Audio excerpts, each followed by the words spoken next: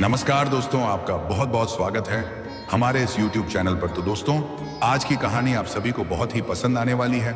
बहुत ही महत्वपूर्ण में कहानी है, आपको सुनकर बहुत ही अच्छा लगेगा और हमें विश्वास है आपके ऊपर। तो दोस्तों, आज की कहानी एक राजा और लालची मंत्री की है। कहानी को पूरा सुने, कहानी में बहुत अच्छी अच्छी बातें हैं और मैं बताऊंगा पूरी जानकारी के साथ ये वीडियो स्टार्ट करूंगा। वीडियो अच्छा लगे तो एक लाइक जरूर कर देना, क्योंकि आपका एक लाइक हमें प्रेरित करता है कि हम आपके लिए और अच्छी अच्छी कहानी लेकर के आए। और अगर आप चैनल पर नए हैं तो चैनल को सब्सक्राइब जरूर कीजिएगा। तो चलिए दोस्तों, आपका कीमती समय को बर्बाद ना करते हुए मैं वीडियो को स्टार्ट करता हूं। बहुत पुरानी बात है। दक्षिण भारत में एक राजा राज्य करता था। राजा का राज्य समुद्र के किनारे था। राजा को भोजन के साथ मछलियां खाने का बहुत शौक था। बिना मछलियों के राजा का भोजन अधूरा रहता था।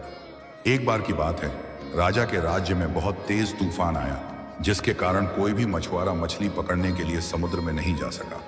उस दिन राजा को भोजन में मछलियां नहीं मिली, जिससे राजा बहुत उदास हो गया।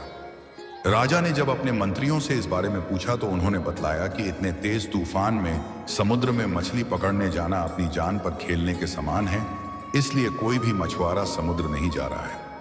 राजा ने घोषणा करवाई कि जो भी समुद्र से ताजी मछलियां लाएगा उसे मुंह मांगा इनाम दिया जाएगा। राजा की घोषणा सुनकर मछुआरों के मन में लालच तो आया, किंतु कोई भी मछुआरा अपनी जान जोखिम में डालने के लिए तैयार नहीं हुआ। उसी राज्य में एक बहुत ही गरीब मछुआरा रहता था। उसे जब राजा की इस घोषणा का पता चला तो अपनी दरिद्रता दूर करने के लिए वह अपनी जान की परवाह किए बगैर समुद्र में चला गया। समुद्र में उसने जाल फेंका, जिसमें कई बड़ी बड़ी मछलियां फंस गईं। मछुआरा मछलियां लेकर राजा के महल पहुंच, किंतु राजा के सैनिकों ने उसे महल में नहीं घुसने दिया।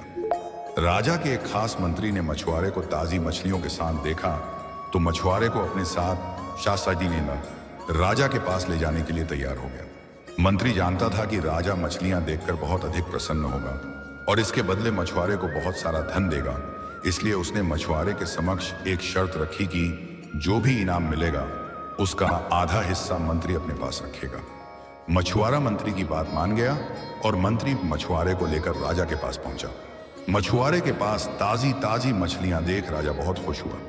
राजा ने मछुआरे को मुंह मांगा इनाम मांगने के लिए कहा।